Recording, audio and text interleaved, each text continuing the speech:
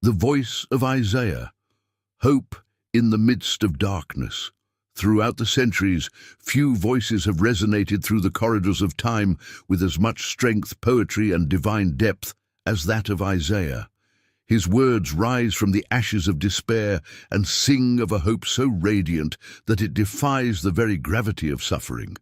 In a world haunted by the shadows of war, injustice, and moral decay, Isaiah's voice breaks through like light filtered through storm clouds, revealing not only the wounds of humanity, but also the promise of divine healing. He is the prophet who dared to see the world, not as it was, but as it could be under the reign of righteousness. His message is both a mirror and a map, showing the broken reflection of man's soul and pointing toward the eternal horizon of redemption.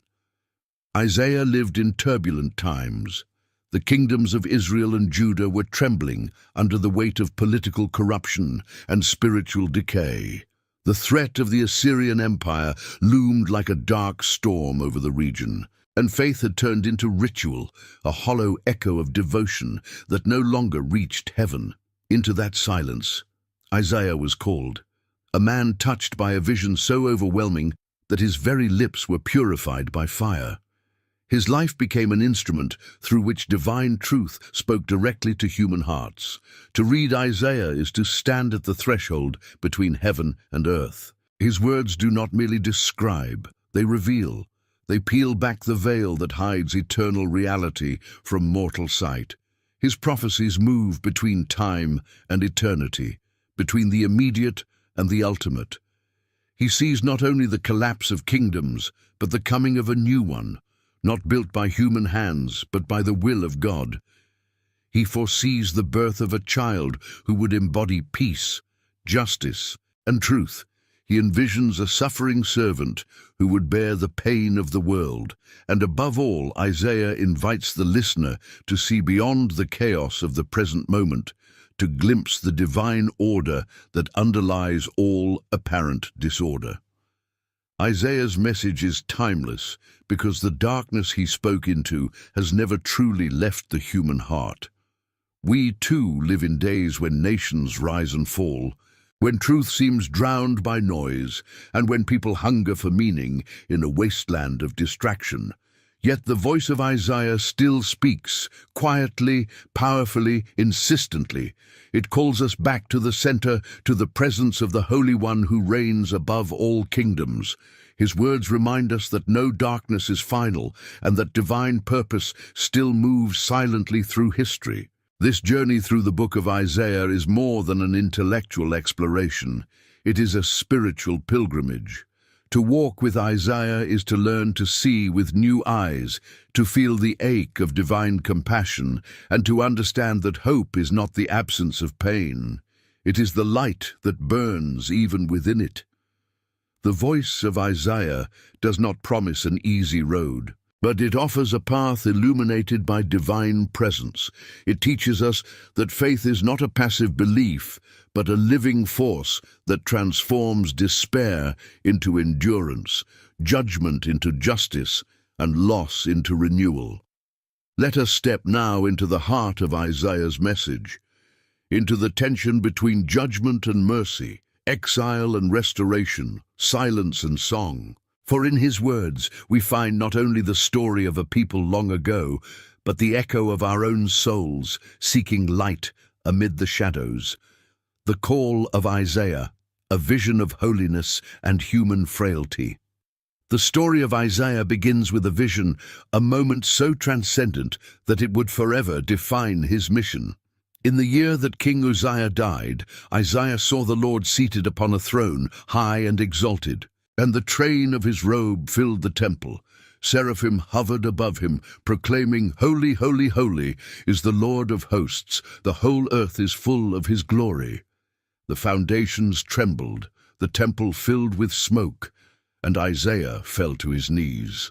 This was not a casual encounter with divinity. It was a confrontation with absolute holiness, the kind that exposes every impurity, every falsehood, every unspoken flaw within the human heart. In that blinding light, Isaiah's first response was not awe, but agony. "Woe is me," he cried, "for I am undone. I am a man of unclean lips, and I dwell among a people of unclean lips." Before the holiness of God, Isaiah saw the truth about himself and his world, that all human greatness, all self-assurance, all pretense of purity crumbles when touched by the reality of divine perfection. This vision shattered him, and in that breaking transformation began. One of the seraphim flew to him with a live coal from the altar and touched his lips, saying, "Your guilt is taken away and your sin atoned for." This symbolic act marked Isaiah's purification, but also his calling. Out of the fire came forgiveness. Out of the encounter with holiness came mission. The God who exposes is also the God who redeems. And from that moment, Isaiah's life was no longer his own. It became a vessel for a message greater than himself. Isaiah's calling reveals something essential about spiritual awakening. It is not born out of self-confidence or ambition, but from a moment of humility, from the realization of one's unworthiness. In the modern world, people often associate spirituality with self-affirmation, but Isaiah's experience tells a different story. To encounter the divine is to be stripped of illusions, to face the truth of our dependence, and to be remade by grace. True vision begins in surrender. When God asks, "Whom shall I send, and who will go for us?" Isaiah answers, "Here am I, send me." These words have echoed for centuries as the essence of spiritual availability. He does not ask for details, assurances, or guarantees. He simply offers himself. That willingness is the seed of every prophetic voice, the readiness to become a bridge between heaven and earth, to carry truth even when it wounds, and to speak light into places that resist it. Isaiah's commission, however, came with a paradox. God tells him that his message will fall on deaf ears. "Go and say to this people, keep on hearing, but do not understand. Keep on seeing, but do not perceive." The prophet's mission is both sacred and heartbreaking: to proclaim truth that will be ignored, to call a nation to repentance that will not come easily. In that, Isaiah embodies the loneliness of divine service. To speak for God often means to stand apart from men, to be misunderstood, rejected, and even despised. But within that loneliness lies an intimacy with the divine few ever taste. The vision of Isaiah teaches that holiness is not an abstract quality. It is a consuming reality that reshapes everything it touches. It burns away pride, purifies intention, and ignites purpose. Isaiah's purified lips symbolize not only personal redemption, but also the transformation of human expression. His voice, once unclean, becomes an instrument of divine speech. His words, once bound by human frailty, become conduits of eternal wisdom. This transformation mirrors the journey every soul must undertake, from impurity to purity, from silence to witness, from fear to faith. Isaiah's encounter also unveils the nature of divine calling. It is not about perfection, but purification. God does not choose the worthy, he makes those he chooses worthy. Every calling begins with awareness of insufficiency, and it is through that awareness that divine strength flows. The prophet becomes powerful not because he possesses strength, but because he has surrendered his weakness to God. From that moment onward, Isaiah's message would be shaped by the tension he witnessed in the throne room, the coexistence of majesty and mercy, justice and grace. He saw a God who is utterly holy, yet deeply compassionate, who judges sin, but also promises redemption. That dual vision would define the entire structure of his prophecy, the rhythm of warning and comfort, destruction and renewal, exile and restoration. In a time when his people were complacent, Isaiah's vision was a thunderclap. It awakened a nation lost in ritual to the living reality of God. The temple, which had become a place of routine sacrifice, became the site of divine revelation. Isaiah's words tore open the veil of false religion and called the people back to authenticity. He reminded them that true worship is not about offerings, but obedience, not about ceremony, but heart. This people honors me with their lips, but their hearts are far from me. Through Isaiah, God spoke to a generation that had mistaken religious form for spiritual substance, a warning that still echoes today. The voice of Isaiah in our modern age still pierces through hypocrisy and distraction. We live in a time of abundant words, but little truth, of constant noise, but little listening. The prophets cry, "Hear, O heavens, and give ear, O earth," reminds us that revelation requires stillness, humility, and openness. To hear God, one must first fall silent before him. The fire that touched Isaiah's lips still burns for those willing to listen, to be transformed, and to carry light into a darkened world. Isaiah's encounter is not only a historical event, it is an invitation. Each person is called, in their own way, to see beyond the surface of life, to encounter the holy, to be purified by truth, and to become a vessel of meaning. The coal from the altar still waits for those who dare to draw near. The world may tremble, nations may fade, but the voice that called Isaiah still whispers, "Whom shall I send?" The question remains timeless, and the answer still changes everything. To walk in the spirit of Isaiah is to embrace both the agony and the glory of faith, to accept the weight of divine truth and the cost of carrying it. His calling reveals that holiness is not about separation from the world, but transformation within it. It is about standing in the midst of darkness, not untouched by it, but alight with a fire that cannot be extinguished. Isaiah's life reminds us that spiritual awakening begins not when we escape the world, but when we allow divine presence to invade it. The coal that touched his lips symbolizes the moment when divine reality meets human vulnerability, and something eternal is born from that union. That moment is not confined to temples or visions. It can happen anywhere. In the silence of prayer, in the pain of repentance, in the longing of the human heart for something pure. And so, the journey of Isaiah begins where every true spiritual journey begins, in awe, in humility, and in the willingness to say, yes. His vision invites us to open our eyes to the majesty that surrounds us and to recognize that even in our frailty, we are called to bear witness to light. If you have felt that call, that stirring within your soul to rise beyond fear, to see with new eyes, to speak truth in love, then Isaiah's voice is also speaking to you. His story reminds us that no life is too small to become a vessel for divine purpose. All that is needed is a willing heart. If you find meaning in these words, remember to subscribe to the channel, so together we may continue exploring the timeless wisdom and divine hope that still speak through the ancient voice of Isaiah. The fall of Judah, judgment, exile, and the hidden mercy of God. Isaiah's mission did not unfold in peaceful days. His voice rose in the midst of crisis, as the moral fabric of Judah frayed under the strain of corruption and fear. The people whom God had chosen to be a light to the nations had become dim lamps, their hearts turned toward idols and their hands stained with injustice. The prophet's vision of holiness, once overwhelming in its beauty, now became a mirror against which the nation's darkness was exposed. Isaiah saw what few dared to see, that the judgment of God was not an act of cruelty, but a necessary unveiling of truth. He understood that before healing could come, there must first be revelation. Before redemption, recognition. Before comfort, conviction.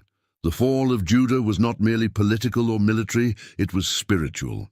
The external collapse reflected an inward corruption that had long been festering beneath the surface of prosperity and pride. In the days of King Ahaz, Judah trembled before the threat of foreign powers. The northern kingdom of Israel had allied itself with Syria, and together they sought to pressure Judah into rebellion against Assyria. Fear spread through the land like a contagion. The people whispered of invasion, of destruction, of the end of all they knew. Yet Isaiah came to the trembling king with a message that defied worldly logic. Be still. Do not fear. If you will not stand firm in faith, you will not stand at all. Those words contained the entire tension of the prophetic calling, the collision between divine assurance and human anxiety. Ahaz, however, could not believe. He chose strategy over surrender, alliance over trust. He sought safety not in God's promise but in political calculation, and in doing so sealed the fate of his kingdom.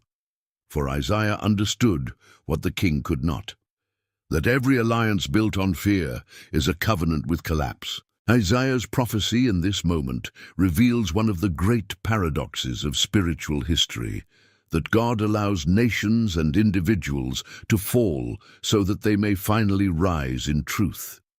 The prophet saw beyond the immediate threat of war to a deeper spiritual reality, that Judah's greatest enemy was not Assyria, but unbelief.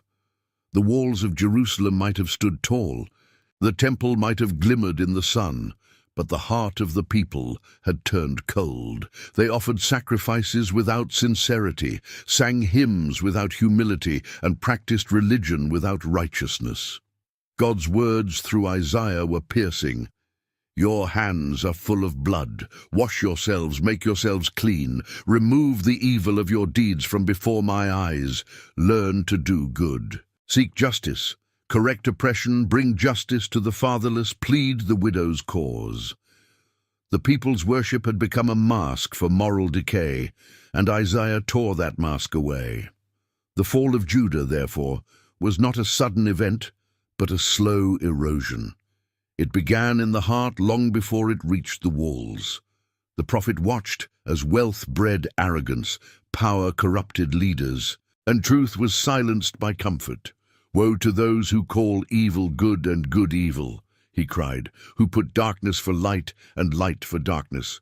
His words echo across centuries, describing not only ancient Judah, but every generation that loses its moral compass. For Isaiah saw that when truth becomes inconvenient, people will trade it for illusion. When justice demands sacrifice, they will redefine it. And when holiness shines too brightly, they will seek to dim its light. The fall of a nation, he understood, begins when it forgets that righteousness is its foundation. Assyria came as Isaiah had foretold, swift, brutal, relentless. Town after town fell under its armies, and the proud cities of Israel were reduced to rubble. Yet even in this devastation, Isaiah's voice did not waver. He declared that God was using these events not merely as punishment, but as purification. The fire that consumes also refines, the sword that wounds can also cleanse. To the unfaithful, the coming of Assyria was terror. To the faithful, it was a summons to repentance. The prophet spoke of a remnant, a small, faithful group who would survive the storm, purified like gold in the furnace. Through them, hope would not die, for though judgment was inevitable, despair was not. Isaiah saw that even divine wrath was intertwined with divine mercy. God's purpose was never destruction for its own sake, but transformation. This tension between judgment and mercy defines Isaiah's theology. He does not see God as a vengeful ruler, eager to punish, but as a loving parent unwilling to let his children destroy themselves. His wrath is the expression of his wounded love. When Isaiah cries out that the vineyard of the Lord has produced only wild grapes, he is expressing divine grief, not anger. The vineyard represents Israel, planted, nurtured, and blessed, yet yielding bitterness instead of sweetness.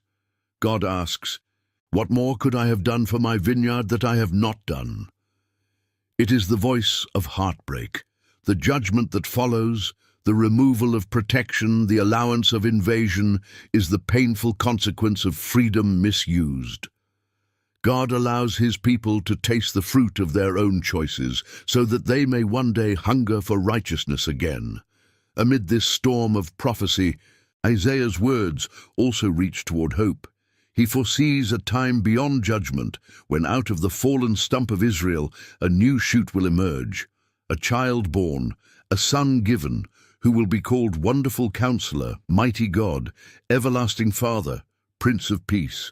This vision is not an escape from history, but a promise hidden within it. Even as nations crumble, the prophet sees the outline of a new kingdom, not of walls and weapons, but of wisdom and justice. The child he envisions will embody what Israel failed to be: perfect obedience, pure faith, unwavering love. Through him, God's covenant will be restored. The darkness that covers the earth will not be final, for the people walking in darkness have seen a great light. That light, Isaiah proclaims, will shine not because humanity deserves it, but because divine mercy cannot be extinguished.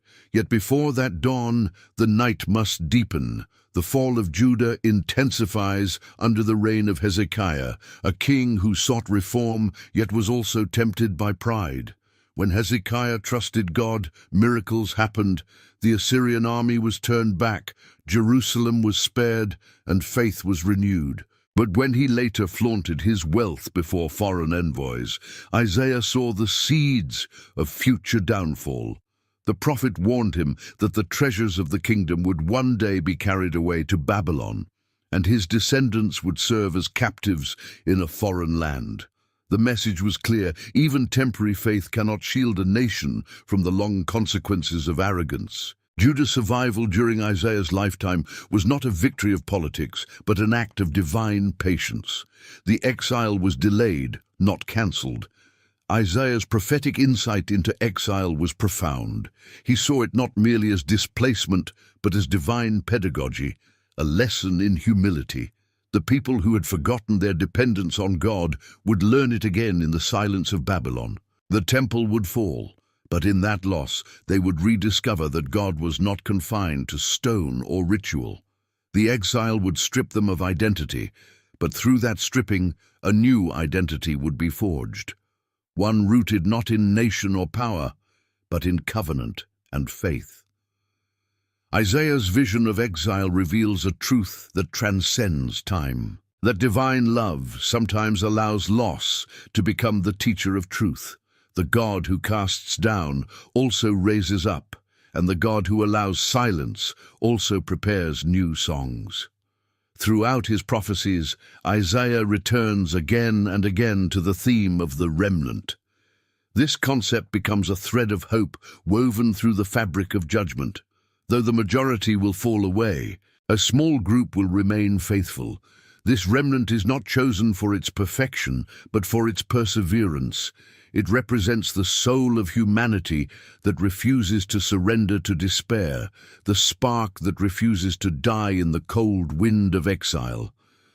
Isaiah's remnant is the seed of restoration, proof that even when everything seems lost, God's covenant endures. It is through this remnant that the promises of redemption will one day be fulfilled. The idea of a remnant is not limited to ancient Israel. It speaks to every generation that finds itself surrounded by spiritual decay. There will always be those who remember, who stand, who believe, and through them, light continues to burn in the darkness. As the years pass, Isaiah's tone deepens. His early prophecies thunder with warning, but his later words sing with consolation. He begins to speak to a people not yet exiled, but already broken in spirit. He speaks as if the exile has already occurred, and his words become a bridge between the present and the future. "Comfort, comfort my people," he declares. "Speak tenderly to Jerusalem and proclaim to her that her warfare is ended, that her iniquity is pardoned."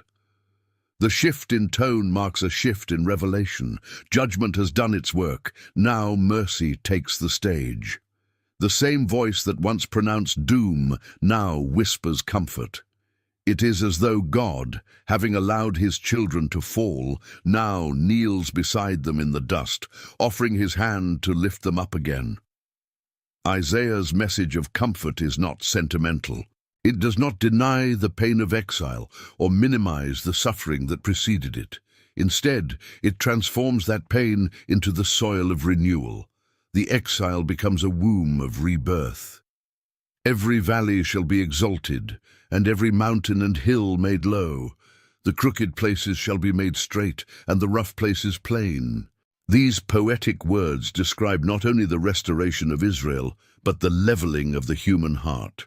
The proud will be humbled, the lowly raised, and all humanity will see the glory of God revealed. The prophet announces that God is coming, not as a distant ruler, but as a shepherd who gathers the lambs in his arms and carries them close to his heart. This is the hidden mercy of judgment, that through loss, the soul learns to recognize true love. Isaiah also speaks of the futility of idols, exposing the emptiness of false gods that promise power but deliver bondage. In exile, the people would be surrounded by nations that worshipped wood and stone, yet Isaiah reminds them that these idols are the work of human hands. They have mouths, but they do not speak, eyes, but they do not see. He contrasts the impotence of idols with the majesty of the Creator who sits above the circle of the earth, and its inhabitants are like grasshoppers. This cosmic perspective restores proportion to human pride. It reminds the exiled people that though they have lost their city, they have not lost their God. The same one who measures the waters in the hollow of his hand is still faithful to his covenant. The same one who calls the stars by name has not forgotten the names of his children. In these chapters, Isaiah's poetry reaches its highest form. His words lift the weary heart from despair to vision. They that wait upon the Lord shall renew their strength. They shall mount up with wings as eagles. They shall run and not be weary. They shall walk and not faint. These are not mere words of encouragement. They are the articulation of spiritual law. Those who place their hope in God find renewal because hope itself becomes a channel of divine energy. The act of waiting, not passive resignation but active trust, becomes the doorway to transformation. Exile teaches waiting, and waiting teaches endurance. Through endurance, faith matures. Thus, what seems like delay is actually divine preparation. Isaiah's understanding of history is revolutionary. He sees beyond the rise and fall of empires to the invisible hand that guides them. Babylon, Assyria, Persia, they are instruments in a greater symphony. God uses even the pride of nations to fulfill his purposes. Yet his ultimate aim is not domination, but redemption. The prophet envisions a day when the nations themselves will stream toward Jerusalem, not as conquerors, but as seekers. They shall beat their swords into plowshares and their spears into pruning hooks. Nation shall not lift up sword against nation, neither shall they learn war any more. This vision, born in the ashes of exile, remains one of the most profound statements of peace ever uttered. It reveals that divine justice does not end in vengeance, but in reconciliation. The God of Isaiah is not tribal or territorial.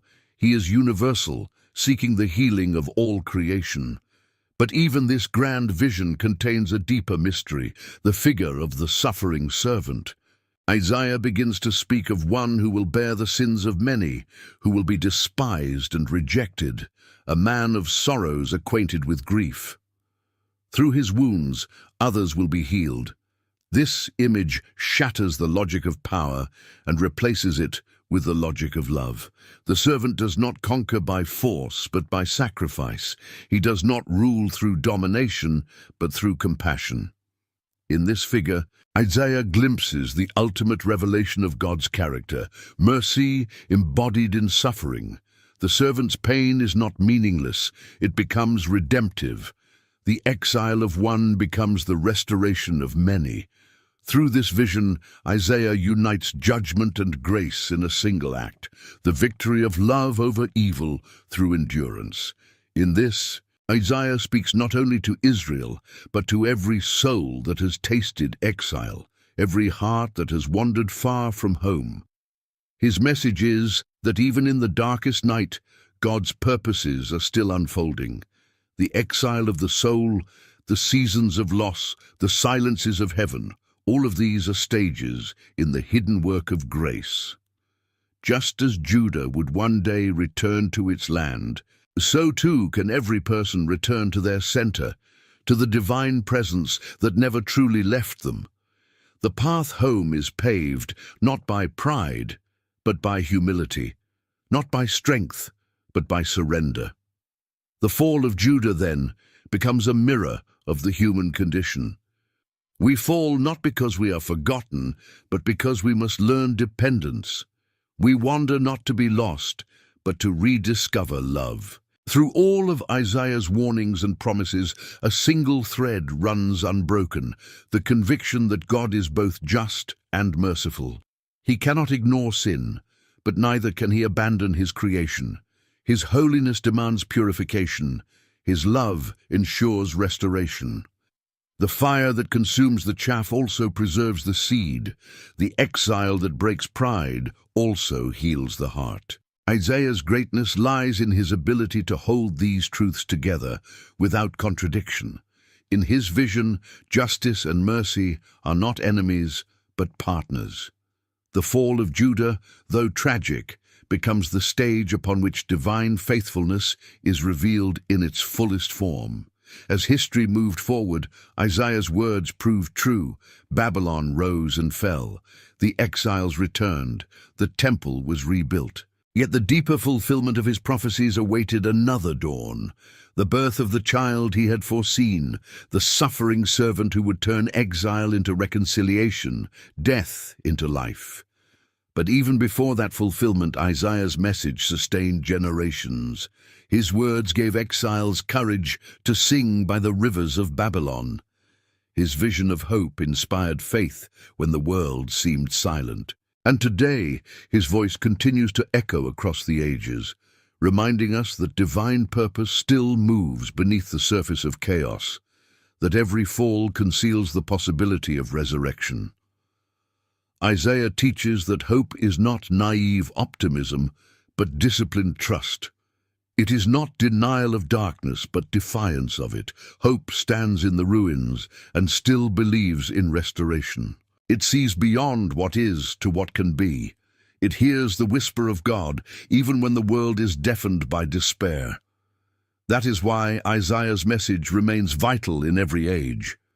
He reminds us that history is not a random sequence of events, but a moral drama guided by divine intention. The rise and fall of nations, the joy and sorrow of individuals, all are part of a larger story that bends toward justice, compassion, and truth. So the fall of Judah, though devastating, was not the end. It was a turning point, a refining fire through which a deeper faith emerged. Isaiah's words invite us to look at our own moments of collapse with the same spiritual lens. When our personal kingdoms fall, when the temples of our certainty crumble, when exile comes to our hearts, the voice of Isaiah still speaks. Fear not, for I am with you. Be not dismayed, for I am your God. I will strengthen you, I will help you, I will uphold you with my righteous right hand. In that promise lies the essence of all prophetic hope, that God is not absent in our fall, but present within it, working quietly to restore what was lost. The hidden mercy of God often moves through what we least understand. The loss that breaks us becomes the soil for wisdom. The silence that frightens us becomes the space for revelation. The exile that humbles us becomes the path home. Isaiah's vision of Judah's fall reveals that redemption is not an escape from suffering, but its transformation. Through judgment we learn justice. Through exile we discover belonging. Through darkness we see light more clearly. The prophet's voice calls us to trust this divine paradox, that even in collapse we are being remade. And so, as the dust of fallen Jerusalem settles and the exiles begin their long journey into foreign lands, Isaiah's words remain like a lamp carried through the night. They remind us that though we may walk through valleys of loss, we are never beyond the reach of grace. The same God who allowed the fall will one day raise the walls again, not of stone but of faith. and through that faith, the human heart will once more become a temple of light. If these reflections speak to your heart, if you wish to continue exploring the hidden mercy and enduring hope that shine through Isaiah's voice, remember to subscribe to the channel so that together we may keep walking toward the light that never fades, even in the midst of darkness. The suffering servant, the mystery of redemptive pain. Among all the visions granted to Isaiah, none is as profound, as mysterious, or as enduring as that of the suffering servant. Within his words lies the beating heart of divine compassion, a revelation so deep that it transcends history and pierces the human soul itself. Here, the prophet moves beyond the themes of judgment and exile into a realm of sacred paradox, where pain becomes purpose, weakness becomes strength, and death itself becomes the seed of life. Through this vision, Isaiah unveils a truth that humanity has long struggled to understand, that redemption is not achieved through domination, but through surrender, not by power, but through love that endures suffering. The suffering servant stands at the center of Isaiah's prophecy as both a mirror and a mystery, reflecting the brokenness of the world while revealing the secret heart of God. Isaiah introduces this servant gradually, through fragments of poetry scattered across his later chapters, like glimpses of a figure walking through mist. The servant is chosen, called and anointed by God to bring justice to the nations. He is gentle yet powerful, steadfast yet tender. He will not cry out or raise his voice, Isaiah writes.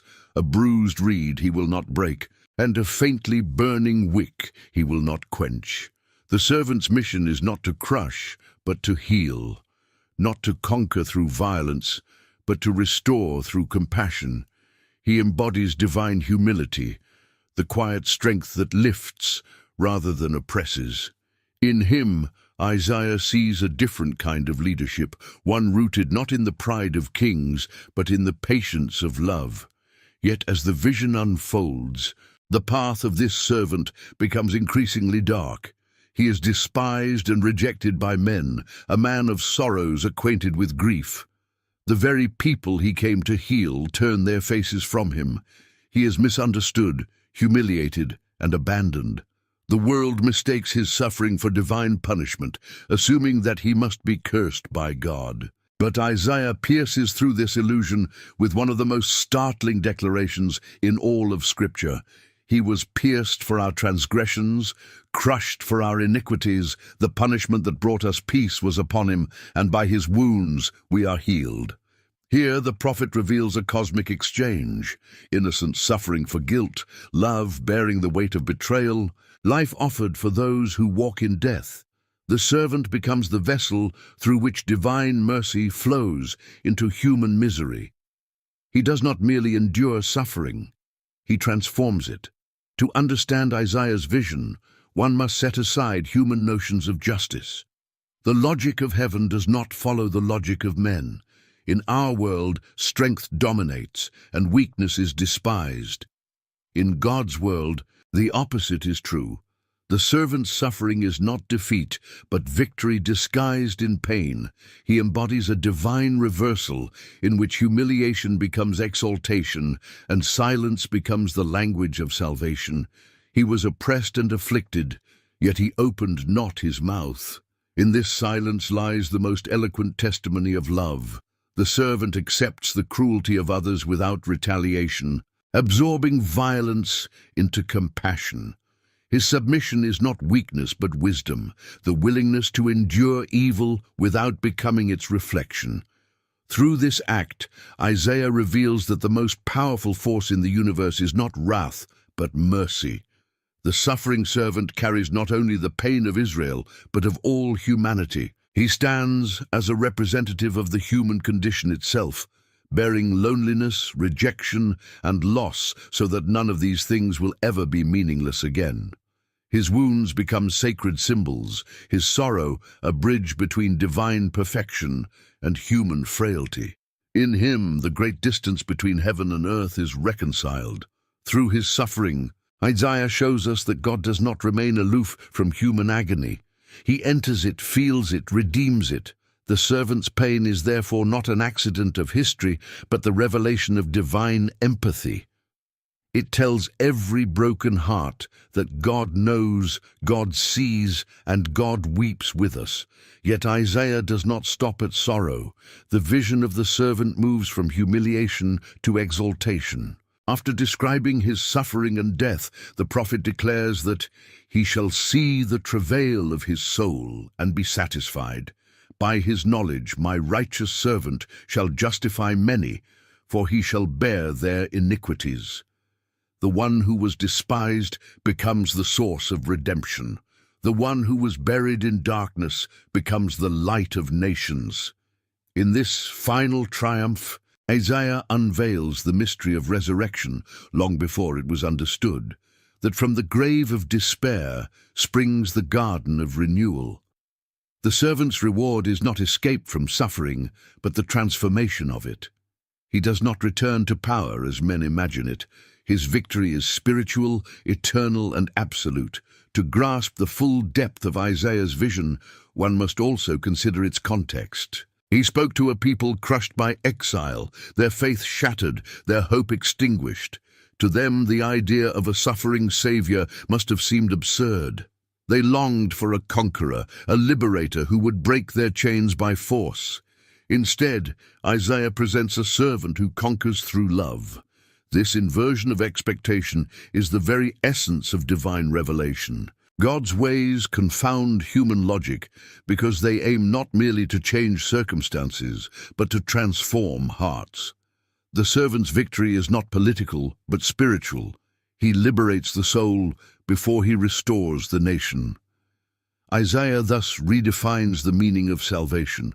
It is not about escaping pain, but finding God within it. The servant's journey also reveals the cost of compassion. True love is never detached, it always bears wounds. The servant suffers not because he is weak, but because he loves deeply enough to enter into the world's pain. In him, Isaiah portrays the ultimate empathy, the willingness to feel what others feel, to carry the burdens of the broken. Surely he has borne our griefs and carried our sorrows. These words are both beautiful and terrifying, for they suggest that love in its highest form always involves sacrifice. To care for another is to risk suffering. To redeem humanity, the servant must take upon himself the full weight of human misery. He becomes the scapegoat of history, absorbing the consequences of sin so that others may be free. The theological depth of Isaiah's servant cannot be overstated. In him, divine justice and mercy kiss. The servant fulfills the demands of holiness while extending the hand of grace. He embodies the reconciliation between what humanity deserves and what divine love gives. Isaiah's vision therefore anticipates the great spiritual truth that would later echo through centuries, that salvation is not earned but given, not achieved through law but through love. The servant becomes the mediator between heaven and earth, the bridge across the abyss of separation.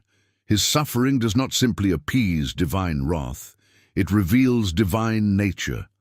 Through him, the heart of God is laid bare, a heart that chooses compassion over condemnation, forgiveness over fury, restoration over rejection. Isaiah's description of the servant's humility is striking. He grew up before him like a tender shoot and like a root out of dry ground. There is no beauty or majesty in him that should attract us. He does not fit the world's definition of greatness.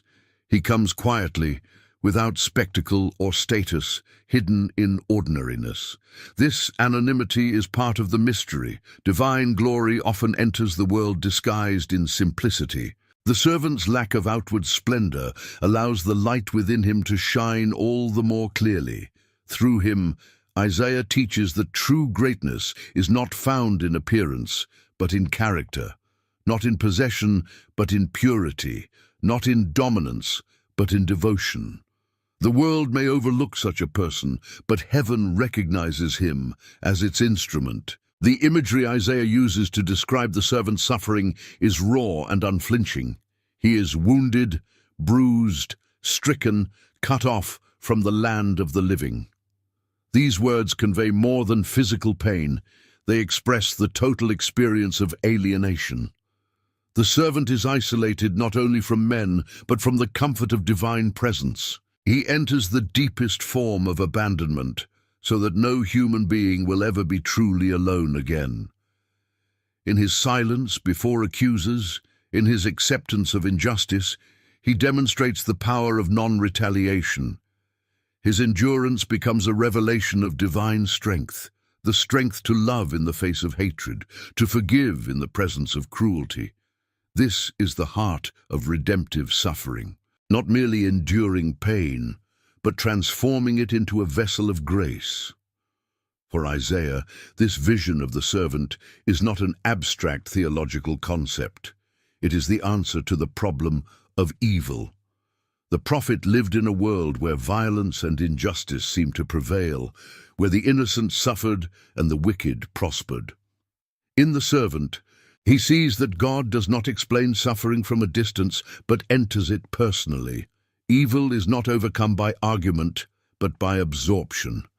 The servant takes into himself the full force of human wrongdoing and neutralizes it through love. He breaks the cycle of vengeance by refusing to participate in it. In him, justice and mercy cease to be opposites. They become one. The servant does not demand repayment. He offers restoration. He does not destroy the oppressor. He transforms him through forgiveness. This is the mystery that lies at the core of Isaiah's vision, the revelation that love is stronger than violence and that only compassion can heal what cruelty has broken. In meditating on this passage, one begins to see that the suffering servant is not only a single figure, but also a pattern. He represents the path of every soul that seeks to embody divine truth. The way of the servant is the way of all who follow the call of love. It is the narrow path of humility, the willingness to bear misunderstanding, to forgive without being asked, to give without expecting return. Isaiah's vision thus becomes not only prophetic but personal.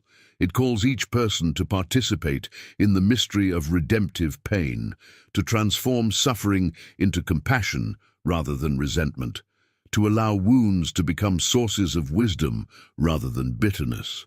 In this sense, the servant's story continues in every act of selfless love, in every choice to forgive, in every heart that endures darkness for the sake of light.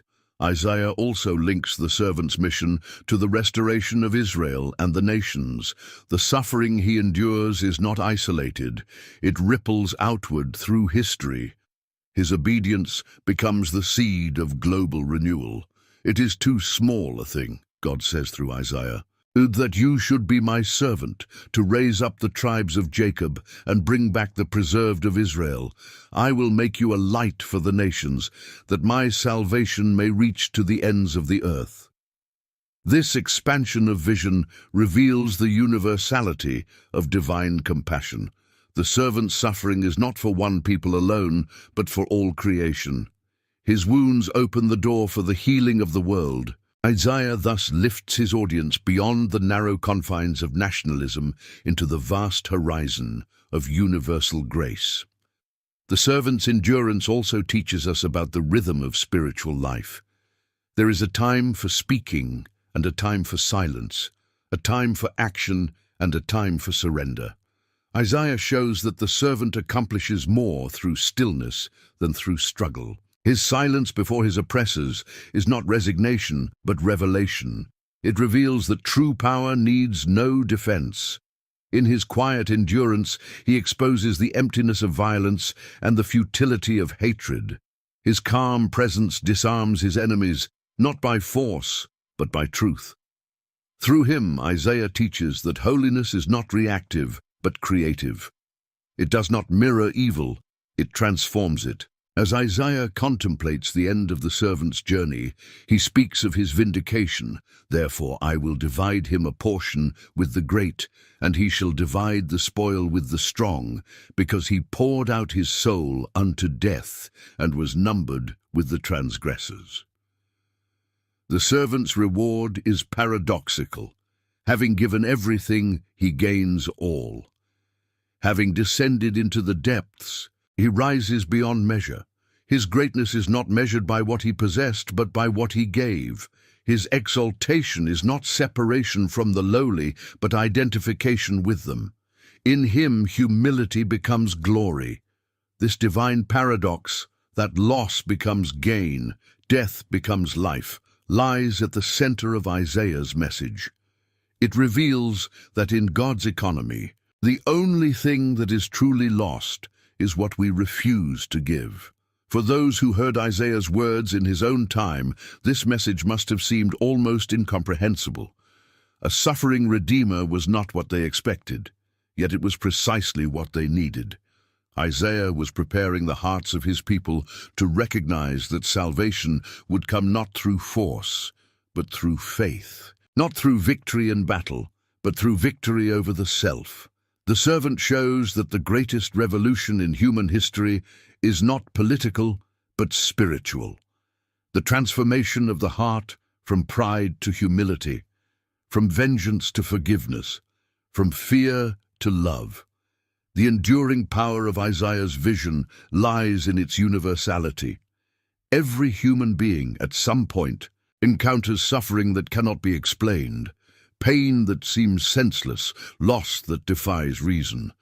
Isaiah's servant gives meaning to such moments. He shows that suffering, when embraced with love, can become a doorway to grace. It can deepen empathy, expand understanding, and open the soul to the presence of God. The servant's story teaches that our wounds do not have to define us. They can refine us. Pain does not have to destroy, it can transform. In this sense, every act of patient endurance, every moment of compassion in the face of cruelty, every silent prayer uttered in sorrow participates in the mystery Isaiah saw, the mystery of redemptive suffering. Isaiah's vision also challenges our modern understanding of success and happiness. We are taught to avoid pain, to seek comfort, to equate blessing with ease. But the servant's life reveals a deeper truth, that the path to fulfillment often passes through struggle, and that joy born of sacrifice is purer than pleasure born of self-indulgence. The servant's peace is not the absence of conflict, but the presence of meaning. His happiness is not circumstantial, but eternal. Through him, Isaiah invites us to reimagine our relationship with suffering, not as an enemy to flee, but as a teacher to embrace. When pain is met with faith, it becomes holy ground. The figure of the suffering servant stands as the center of Isaiah's theology, because it unites all the themes of his prophecy, holiness, judgment, exile, and hope, into one living symbol. In the servant, the holiness of God meets the frailty of humanity. Judgment finds fulfillment in mercy, exile ends in return, and hope triumphs over despair. The servant's story is the story of the world, the descent into darkness and the rising into light. It is also the story of every individual soul that dares to love in a world of indifference. For to love truly is to suffer willingly, and to suffer willingly is to share in the divine. When we listen to Isaiah's vision, we are invited to see our own suffering differently. The betrayals, the losses, the heartbreaks that mark human life are not wasted in the divine economy. They can become instruments of compassion if we let them. The servant's endurance becomes a model for all who wish to follow the path of wisdom. It reminds us that the measure of greatness is not how much one avoids suffering, but how one bears it with grace.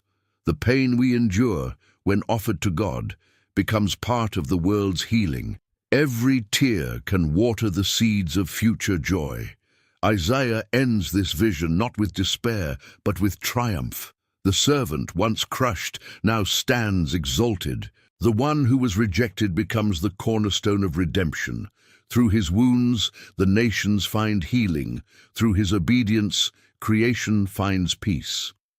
The prophet leaves us standing before a mystery too vast for words, the mystery that love can redeem even the worst of suffering, that compassion can conquer even death. In the suffering servant, Isaiah saw the eternal truth that every shadow hides a light, and every cross conceals a crown.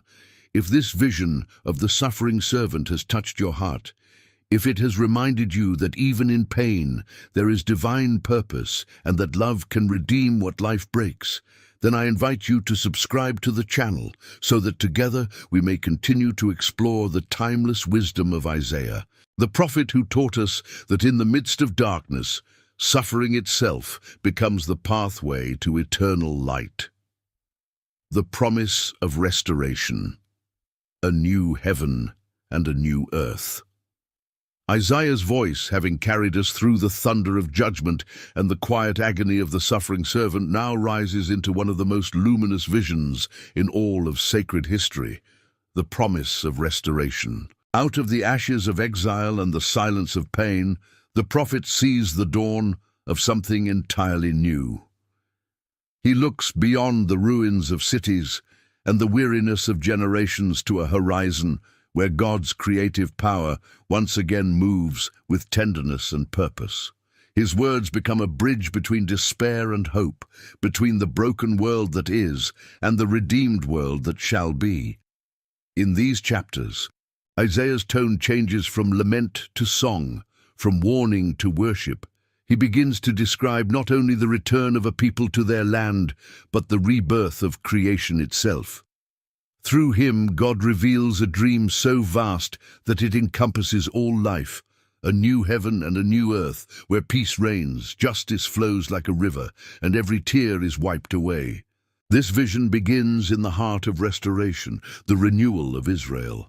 Isaiah sees the exiles returning from Babylon, weary and broken, yet carrying the seeds of a new beginning. He proclaims, "The Spirit of the Lord is upon me, because he has anointed me to preach good news to the poor, to bind up the brokenhearted, to proclaim liberty to the captives and the opening of the prison to those who are bound." These words mark a shift in divine history. The same God who once allowed judgment now sends comfort. The same voice that once thundered justice now whispers mercy.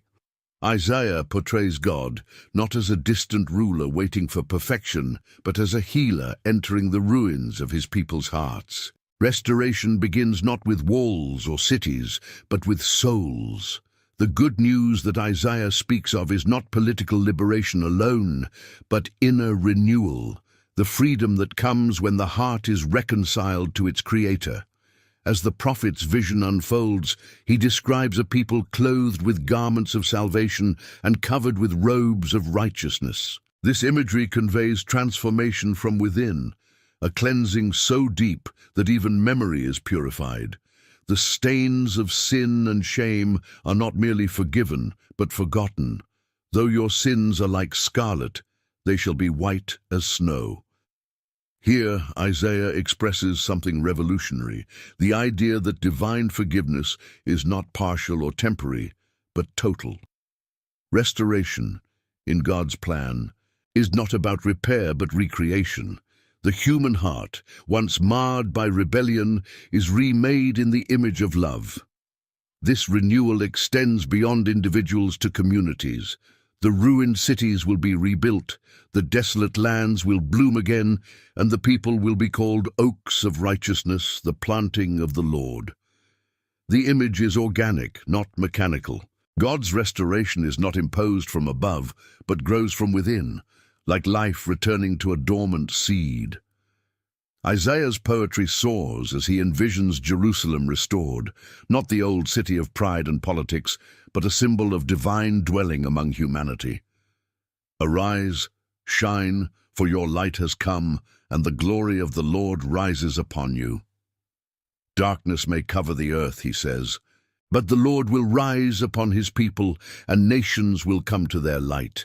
This is not triumphalism, it is revelation. The restored Jerusalem is not exalted for its power, but for its reflection of divine glory. In Isaiah's vision, restoration is radiant, not because humanity conquers, but because God returns. The city becomes a beacon for all nations, a place where justice and peace meet, and where the wounds of history are finally healed. The scattered are gathered, the oppressed are freed, and the outcasts find home. In this image, Isaiah anticipates a universal truth, that restoration is not exclusive, but inclusive. The New Jerusalem is a spiritual reality that embraces all who seek the light of God's presence. Yet Isaiah's restoration is not limited to human society. His vision expands to embrace creation itself. The wolf shall dwell with the lamb, and the leopard shall lie down with the goat, the calf and the lion and the fattened calf together, and a little child shall lead them. These words transcend metaphor. They describe the return of harmony to the natural order. The violence that once defined existence, predator against prey, man against man, will give way to peace. Isaiah's dream of a reconciled creation reveals that sin's reach extended beyond the human heart into the fabric of the world, and that redemption must therefore touch every layer of existence. The new earth he describes is not a distant paradise, but the renewal of this one, transformed by divine justice. In this world, fear dissolves, cruelty ceases, and life flourishes in perfect balance. The prophet's imagery anticipates an ecological and moral restoration, the healing of both nature and spirit. In describing this cosmic renewal, Isaiah introduces the concept of a new covenant. Unlike the old one, written on tablets of stone and broken by human weakness, this covenant is written on hearts. It is no longer bound by ritual but by relationship. God declares through Isaiah, as the bridegroom rejoices over the bride, so shall your God rejoice over you. This intimate language reveals the depth of divine love. The relationship between creator and creation is no longer one of duty and distance, but of joy and union. Restoration, in Isaiah's vision, is relational. It is the reuniting of love with its source. The covenant is renewed not through law, but through grace, not through sacrifice, but through presence. In this new era, the barriers between God and humanity dissolve.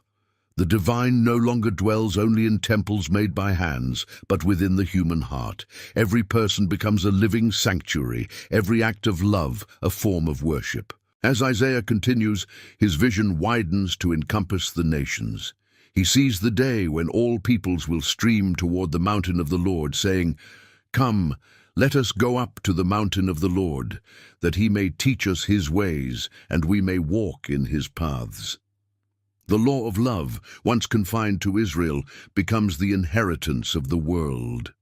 Swords are beaten into plowshares, and weapons of war are transformed into tools of cultivation. The prophetic imagination here transcends all boundaries, racial, national, and religious. Isaiah envisions a humanity reconciled not through uniformity, but through harmony. Diversity remains, but division disappears.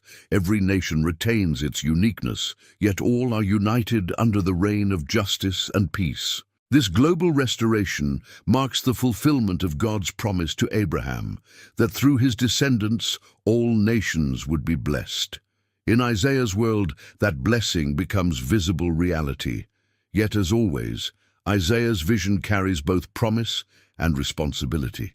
Restoration is not automatic, it requires response. The prophet repeatedly calls his listeners to repentance, not as punishment but as participation. Seek the Lord while he may be found. Call upon him while he is near. Let the wicked forsake his way, and the unrighteous man his thoughts. The divine invitation is open, but it must be accepted. God's mercy is infinite, but human pride can still turn away. Isaiah teaches that restoration is not imposed, it is entered into. It is a partnership between divine grace and human willingness. The new world begins not when circumstances change, but when hearts do. It is through faith, humility, and love that humanity steps into the promise of renewal. The imagery of Isaiah's restoration also includes justice, not retribution, but restoration of balance. Every valley shall be exalted, and every mountain and hill made low. This leveling is not political vengeance, it is divine equilibrium. The oppressed are lifted, the proud humbled, and harmony restored. In God's kingdom, power serves, wealth shares, and leadership becomes stewardship. Isaiah's dream of justice is not utopian idealism. It is the logical outworking of divine love. For where love reigns, injustice cannot survive. The prophet envisions an economy of grace, where abundance is not hoarded, but multiplied through generosity, where mercy governs law, and where forgiveness replaces revenge. In such a world, Isaiah declares, "Violence shall no more be heard in your land, nor devastation within your borders, but you shall call your walls salvation and your gates praise." This is not poetry alone. It is the blueprint of divine society. Isaiah's vision of restoration also confronts the question of time. He does not see history as a closed circle, but as a movement toward fulfillment. The new heaven and new earth he describes are not merely symbolic but prophetic, glimpses of an ultimate renewal that transcends history. "Behold, I create new heavens and a new earth, and the former things shall not be remembered or come to mind." These words echo the very beginning of creation, yet they also point beyond it. The God who once said, "Let there be light," now says it again, but this time the light is eternal. The new creation Isaiah foresees is not a return to Eden, but an advancement beyond it. A world redeemed, tested by suffering, purified by grace, and filled with divine glory. In this world, death itself is defeated. He will swallow up death forever, and the Lord God will wipe away tears from all faces. The promise is cosmic and personal at once, the end of sorrow, the triumph of joy. The vision of a new heaven and new earth also redefines the meaning of worship. In the restored world Isaiah foresees, worship is no longer confined to rituals, but becomes the rhythm of existence. Every act of kindness becomes praise, every breath an offering. The separation between sacred and secular disappears. Life itself becomes holy. From one new moon to another, and from one Sabbath to another, all flesh shall come to worship before me, says the Lord through the prophet. This is not endless ceremony, but perpetual communion. Worship becomes the natural expression of a heart fully reconciled with its Creator. In this world, God's presence is not an occasional visitation, but a constant reality. Heaven and earth, once divided, merge into one seamless sanctuary. Isaiah's promise of restoration carries profound psychological and spiritual implications. For those broken by exile and despair, his words restore not only faith in God, but faith in meaning. He shows that history is not chaos, but choreography. That every loss, every silence, every tear is part of a greater pattern leading toward redemption. The prophet's vision transforms memory itself. What was once painful becomes purposeful. Forget the former things. Behold, I'm doing a new thing. Now it springs forth. Do you not perceive it? Isaiah teaches that divine renewal begins when we stop clinging to the past and open our eyes to the present work of grace. Restoration, in this sense, is not only external but internal. It is the healing of memory, the reconciliation of the soul with its own story. The past is not erased but transfigured. Its darkness now illuminated by understanding, its wounds now woven into wisdom. In his vision, Isaiah also confronts the question of fear. The exiles he spoke to lived with memories of loss and anxiety about the future. Yet Isaiah declares, "Fear not, for you shall not be put to shame."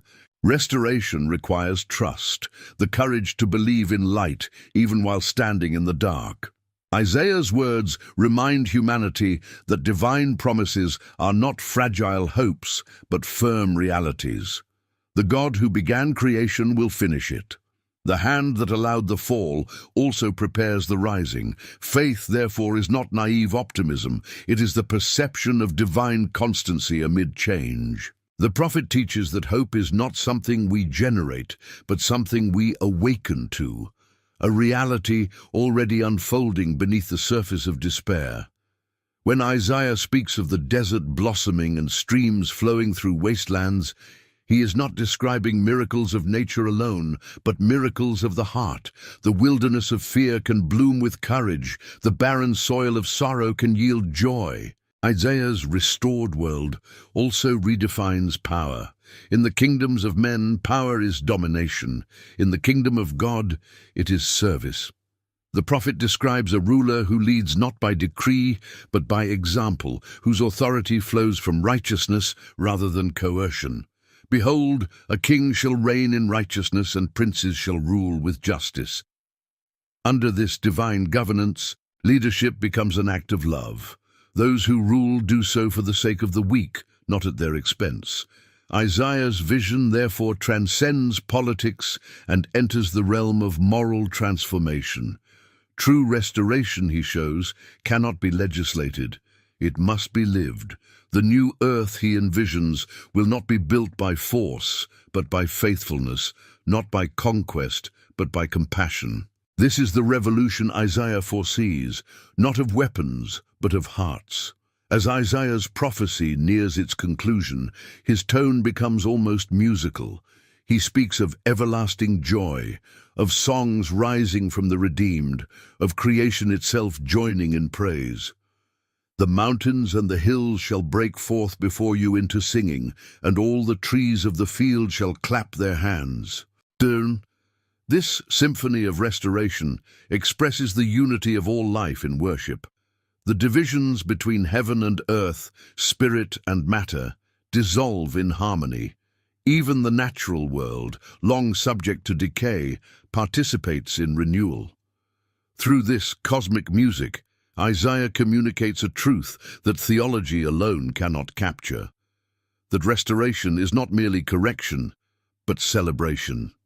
It is the transformation of mourning into dancing, of ashes into beauty, of silence into song.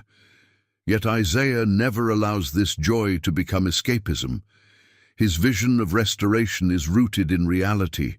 He knows that before the new can come, the old must pass away. Before the dawn, there must be night. But he insists that the night is temporary. Weeping may endure for a night, but joy comes in the morning. This is not denial of suffering, but its redemption. The prophet teaches that pain, when embraced with faith, becomes the passage to peace. Every exile ends, every wound heals, every winter yields to spring. The promise of restoration is therefore the promise of continuity, that nothing good is ever truly lost, only transformed. In the end, Isaiah's vision is not about a distant utopia, but about the transformation of perception. To see the world as Isaiah saw it is to recognize that God's work of renewal is already underway. The new heaven and new earth begin wherever love replaces fear, wherever forgiveness triumphs over resentment, wherever light pierces darkness. The prophet's message, though ancient, remains urgently modern. In every age of conflict and confusion, his voice reminds humanity that hope is not postponed. It is present. The restoration of the world begins with the restoration of the heart. Through Isaiah's eyes, we glimpse a God who refuses to abandon creation, who turns every ending into a beginning. His promise of restoration is the divine answer to despair. It assures us that the story of the world and of every soul will not end in ruin, but in renewal. The final word is not loss, but life, not sorrow, but song. And this vision, written on parchment centuries ago, still whispers to those who listen, that no matter how deep the night, the morning is certain. No matter how broken the world, its healing has already begun. If this vision of restoration and divine renewal has inspired you, if it has reminded you that light is already being born within the darkest places of your life, then remember to subscribe to the channel, so we may continue walking together through the sacred words of Isaiah, discovering again and again that every ruin still holds the seed of resurrection, and every ending is the beginning of a new creation, the everlasting kingdom, the triumph of divine justice. As Isaiah's vision reaches its final horizon, his voice becomes both thunder and whisper, thunder proclaiming the power of God's eternal rule, and whisper revealing the tenderness of his justice. The prophet who once cried out against the sins of his nation now lifts his gaze to a reality that transcends all nations, all kings, all epochs. He speaks of a kingdom not born of conquest or decree, but of righteousness and truth. A realm where divine justice finally takes root, unchallenged and unending. This is the culmination of Isaiah's message, that history is not a chaotic cycle of rise and fall, but a pilgrimage toward an everlasting kingdom where the will of God is perfectly fulfilled. The wars of men will end, the arrogance of empires will collapse, and in their place will stand a kingdom of peace that knows no boundaries, ruled by one whose reign is both eternal and intimate. From the beginning of his prophetic calling, Isaiah understood that every earthly kingdom, no matter how mighty, carries within itself the seed of decay. He had witnessed the fall of kings who trusted in armies more than in God, and the ruin of nations built on pride rather than principle. Yet even as he watched thrones crumble, Isaiah's faith did not falter. He saw beyond the dust of collapsing empires to a throne that could never be shaken, a throne established in righteousness. The Lord is our judge. The Lord is our lawgiver. The Lord is our king. He will save us. These words encapsulate Isaiah's ultimate revelation, that the destiny of humanity lies not in the hands of rulers or systems, but in the reign of divine justice. The earthly kingdoms, with their fleeting power and fragile glory, are but shadows cast by a greater reality, the eternal sovereignty of God. Isaiah describes this kingdom not as a future fantasy, but as an inevitable culmination. Of the increase of his government and of peace there shall be no end, upon the throne of David and over his kingdom, to establish it and uphold it with justice and with righteousness from this time forth and forevermore. The prophet envisions a rule that expands not through conquest, but through compassion, not through fear, but through faith. The growth of this kingdom is organic, like light spreading at dawn, silent yet unstoppable. Its foundation is justice, its atmosphere peace, its language truth. In this vision, Isaiah reveals that divine government is not about domination, but about restoration. The everlasting kingdom is not a regime imposed upon humanity, but the flowering of divine order within it. Justice, in Isaiah's understanding, is not a mere legal concept, but the harmony of creation restored. It is the right alignment of relationships between God and man, man and his neighbor, humanity and nature. Where sin fractured these relationships, justice heals them. In the everlasting kingdom, this justice becomes not an aspiration, but a reality. The poor are not forgotten, the oppressed are no longer silenced, and power no longer corrupts. Isaiah sees a world where the work of righteousness will be peace, and the effect of righteousness, quietness, and assurance forever. This vision stands in stark contrast to the noise of human politics, where peace is often temporary and justice conditional. In the divine kingdom, peace is not negotiated, but inherent. Justice is not enforced, but embodied. Isaiah portrays the ruler of this kingdom as the perfect fusion of authority and humility. He is called Wonderful Counselor, Mighty God, Everlasting Father, Prince of Peace. These titles reveal the multidimensional nature of divine leadership. The Wonderful Counselor possesses wisdom beyond human comprehension. He governs not through manipulation, but through understanding. The mighty God ensures that his justice is not merely idealistic, but effective. His strength sustains what his wisdom ordains. The everlasting Father reflects his compassion, a ruler who protects, nurtures, and forgives. And the Prince of Peace embodies his purpose, to establish a harmony that cannot be broken. In these names, Isaiah offers a theology of leadership that defies worldly categories. The divine king rules not from fear, but from love, not by decree, but by example. His justice is personal, because his kingdom is relational. This everlasting kingdom also redefines victory. In the world Isaiah knew, victory was measured in conquests, in spoils, in the subjugation of enemies. But the victory of God's kingdom is moral and spiritual, the triumph of truth over deception, mercy over cruelty, light over darkness. Isaiah proclaims, "He will bring forth justice to the nations. He will not falter or be discouraged till he has established justice in the earth." The divine king does not rule through coercion, but through persuasion, drawing hearts rather than breaking wills. His conquest is one of conscience, the sword of his justice is truth, and the battlefield is the human heart.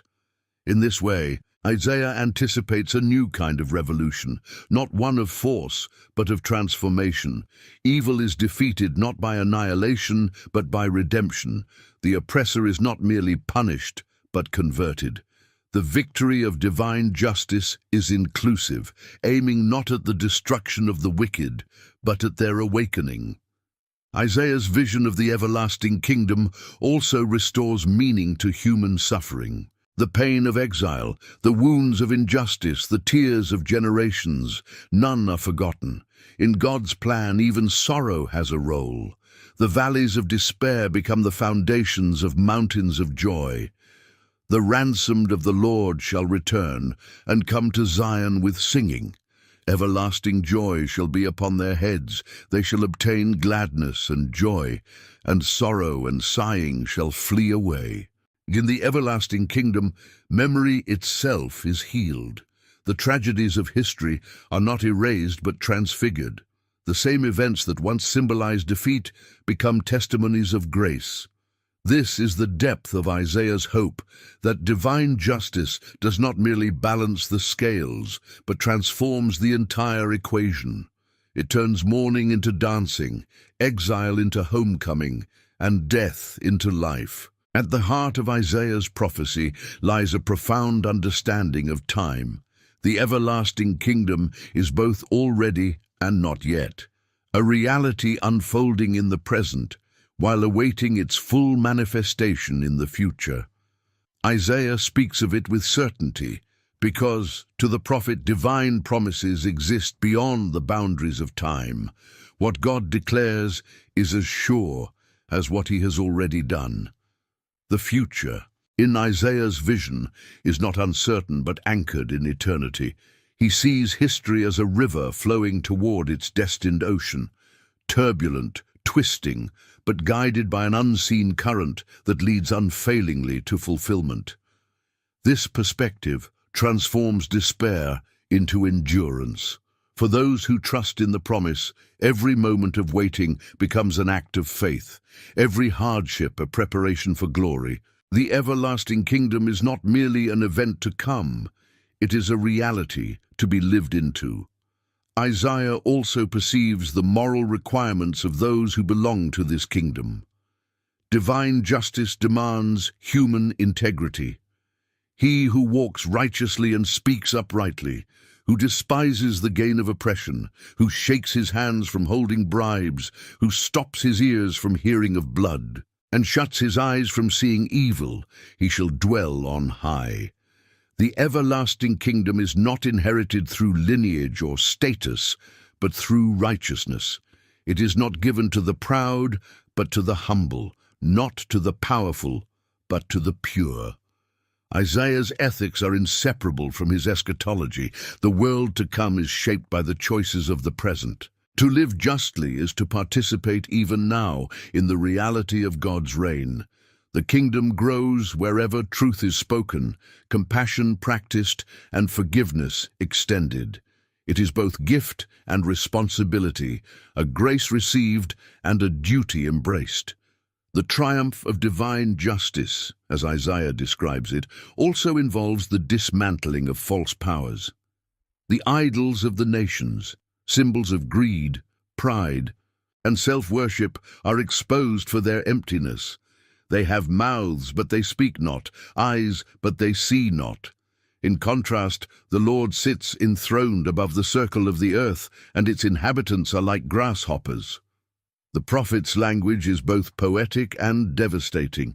He reveals the absurdity of human arrogance before divine majesty. Yet even in his critique, Isaiah's tone carries compassion. His goal is not to shame, but to awaken. The everlasting kingdom cannot coexist with falsehood, for truth is its foundation. The idols must fall so that freedom may rise. In this sense, divine justice is a form of mercy. It liberates humanity from illusions that enslave. The destruction of idols is not the end, but the beginning of wisdom. Isaiah's portrayal of the final triumph also includes the transformation of language itself. In the everlasting kingdom, speech will no longer be a tool of deceit, but an instrument of praise.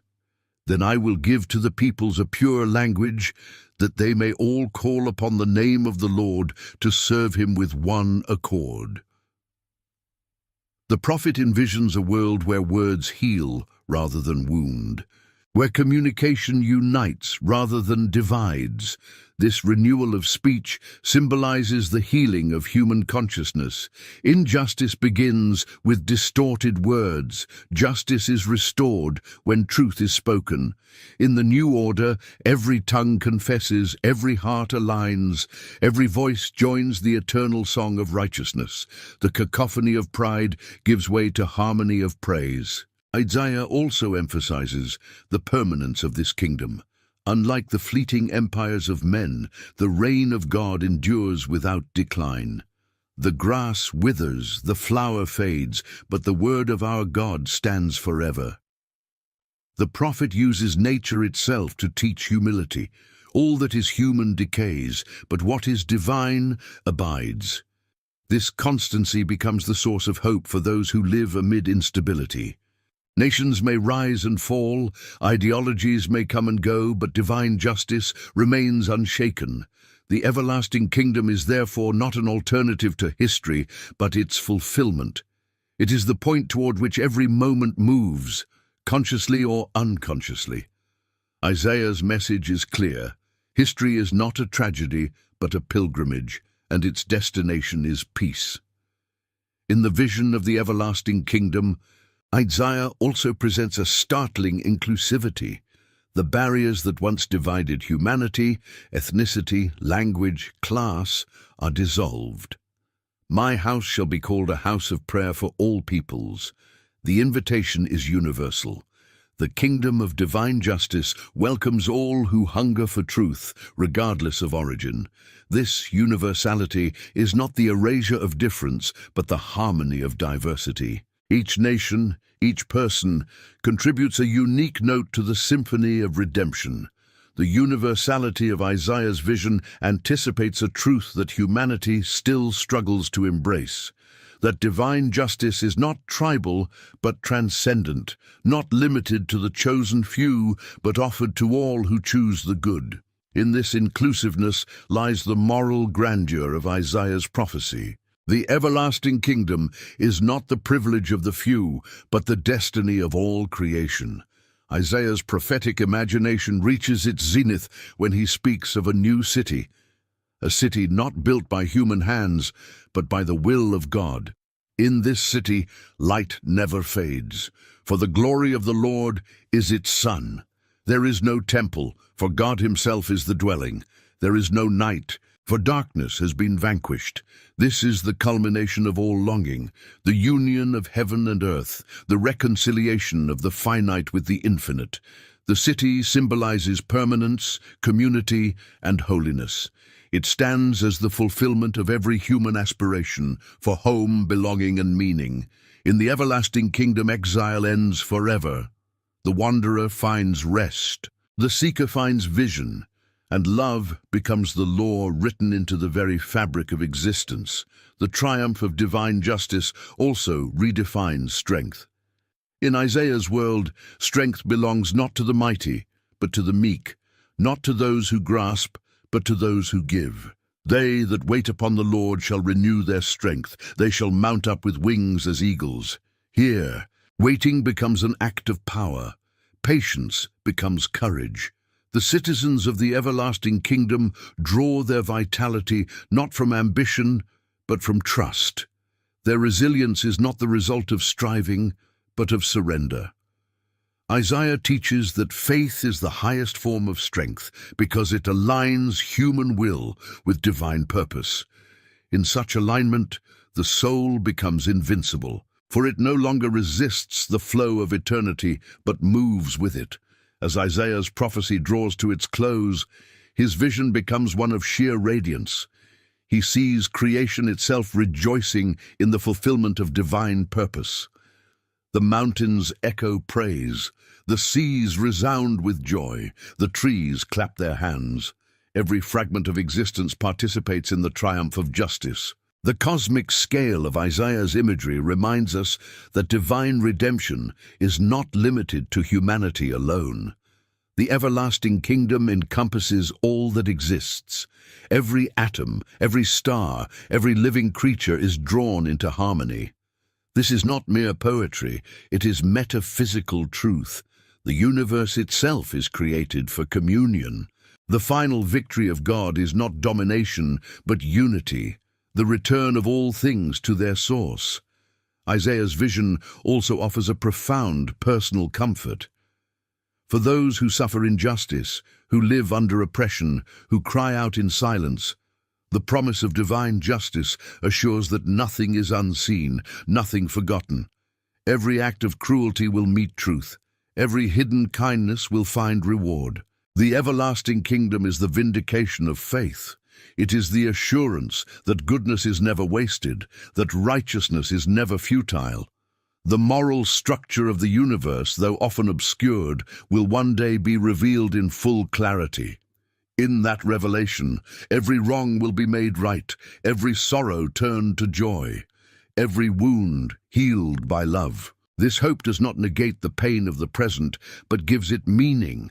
It allows endurance not through denial, but through trust. In the quiet heart of Isaiah's final words, the eternal paradox of faith is resolved. The God who seemed distant in judgment is now near in glory. The darkness that once obscured the divine face is now illuminated from within. The everlasting kingdom is not only a destination, but a revelation, the unveiling of what has always been true, that love reigns. This love, stronger than death, deeper than time, broader than the universe, is the essence of divine justice. It does not destroy, it fulfills. It does not punish, it purifies. In the end, Isaiah's prophecy leads not to fear, but to awe, the recognition that the moral order of the cosmos is love itself. And so, as Isaiah's voice fades into eternity, his message remains.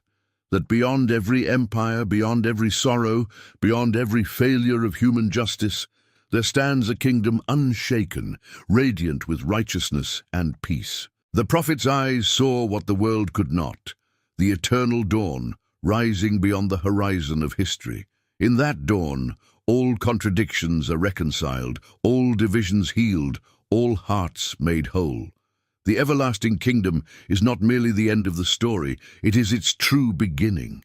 If these words of hope and justice have spoken to your soul, if Isaiah's vision has reminded you that love, not power, is the true force that governs the universe, then remember to subscribe to the channel so together we may continue exploring the timeless voice of Isaiah and discover within his prophecy the unending promise of a kingdom where justice reigns, peace endures, and the light of God never fades.